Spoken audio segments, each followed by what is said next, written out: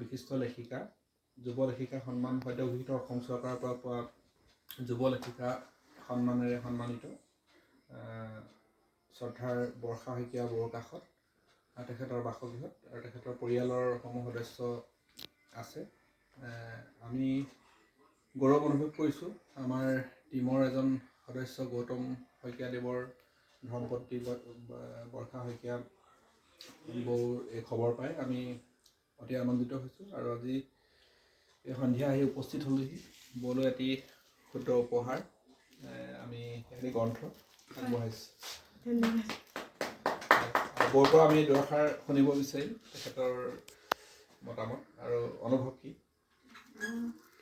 যোৱা 24 তাৰিখে অসম প্ৰকাশন পৰিষদৰ পৰা অসম চৰকাৰে আমাক যি যুৱ লেখক সন্মান আগবঢ়ালে, মানে যুৱ লেখক সন্মান আগবঢ়াই অনুপ্ৰেৰণা যোগালে। তাৰ টিভিত যিখিনি সময়ত সৰু ল'ৰা ছোৱালী মোবাইল বা হোৱাটছআপ ফেচবুক লৈ ব্যস্ত হৈ থাকে, সেইখিনি সময়ত গ্ৰন্থৰ প্ৰতি যে ইমান এটা সদিচ্ছা দেখুৱাইছে, তাৰ কাৰণে অশেষ কৃতজ্ঞতা জ্ঞাপন কৰিছোঁ বা আমি লিখিবলৈ উৎসাহিত হৈছোঁ। এই ক্ষেত্ৰত এইটো আমাৰ প্ৰথম খোজ বুলি ভাবিছোঁ আৰু বহুত দূৰ বাট যাবলৈ আছে, বহুতখিনি সাহিত্যৰ সৈতে মিতিৰলি কৰিবলৈ আছে।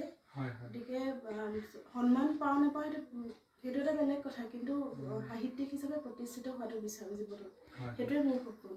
গতিকে ভগৱানেও এইখিনি ক্ষেত্ৰত বা মোৰ মা দেউতা শহুৰ শাহু বা মোৰ যিটো যৌথ পৰিয়ালত মই আছোঁ, সকলোৰে মৰম চেনেহে মোক এইখিনি ক্ষেত্ৰত আগবঢ়াই দিলে মই নিশ্চয় উপকৃত হ'ম বুলি মই ভাবিছোঁ আৰু মোৰ সপোনটো বাস্তৱায়িত কৰিব পাৰিম বুলি মই আশা ৰাখিছোঁ।